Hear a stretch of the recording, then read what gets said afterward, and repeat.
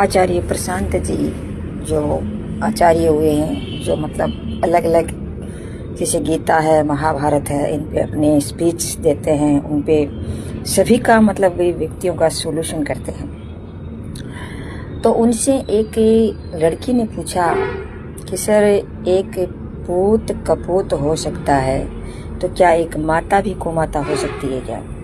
तो उन्होंने कहा, हो क्यों नहीं सकती, हो सकती है। फिर उनका जवाब देखो कि मतलब जब एक लड़की युवा अवस्था में है, अपने माता पिता के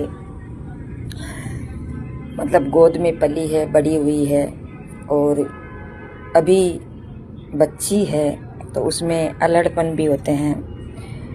कभी वो पूर्ण रूप से जैसे इंसान नहीं बनी होती है, तो वो अलग अलग प्रकार की अगर स्थितियां हैं तो वो मतलब कर सकती है अलग अलग प्रकार की क्रियाएं। तो उसमें मतलब बचपना है।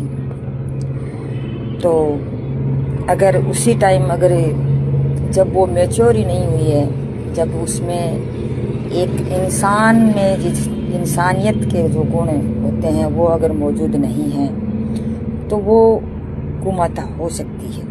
क्योंकि उस जिस प्रकार से एक व्यक्ति को इंसान बनने के लिए जिन जिन गुणों की आवश्यकता होती है, जिन जिन चीज़ों की आवश्यकता होती है, जिन जिन जिम्मेवारियों की आवश्यकता होती है, तो वो उन चीज़ को अगर समझने लग जाए,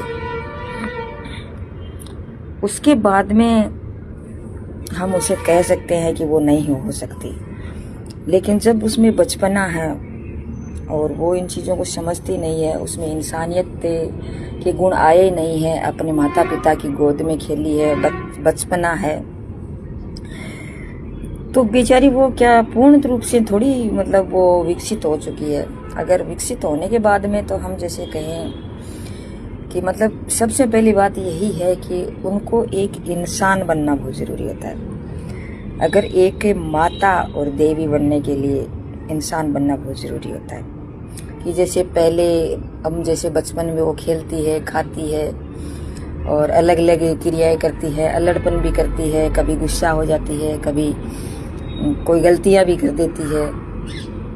और फिर अगर उन्होंने उसी उम्र में अगर बच्चा पैदा कर लिया तो वो देवी थोड़ी हो जाएगी, क्योंकि देवी होने के लिए उसके पास इंसानियत होने के जो गुण हैं वो मौजूद होने ज़रूरी हैं। अगर वो चीज़ उसके अंदर आएगी तब वो जाकर के मतलब एक देवी माँ कही जाएगी।